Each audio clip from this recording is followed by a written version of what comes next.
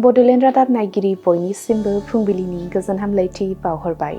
दिनै 23 जानुवारि 2026 इं मायथाइनि सानसेनि फान्जामुथियाव थानाय राशिफोरखौ फरायथिनो लाबाय। मेष राशि। नाजासेयावबो फैमाल जाबाय थागोन। गुबुननि गोसा खोथा खोनासंनांनो हागौ। गोसो मेलेमखौ गोरा खालामना सोलिनांगोन।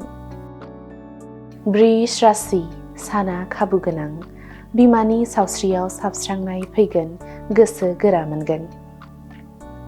मिथुन राशि। साख्रियाव गोदान बिबान रुजुननांगोन।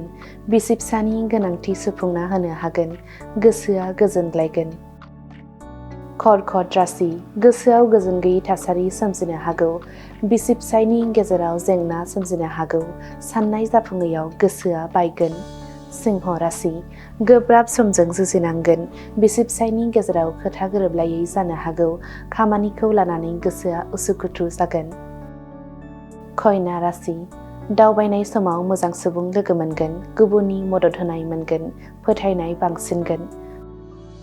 तुला राशि। गुबुननिफ्राय लानाय रांफोरखौ हरफिननो हागोन। गोजोननि हां मोनगोन। रंजा खुसियै सम बारहोनो हागोन।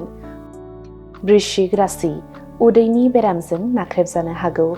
हाबा हुखायाव गोसो होनो बोलो मोननाय नङा। गावखौ जोथोन लानांगोन। धनु राशि।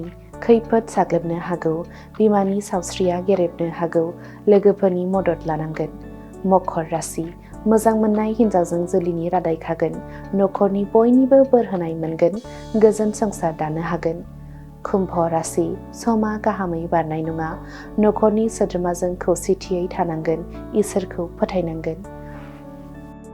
मीन राशि। गियाननि सानस्रिजों आनजादाव उथ्रिनो हागोन। मावनो लानाय खामानिफोरा जाफुंगोन। दुइसिनफोरनो थुलुंगा होनो हागोन।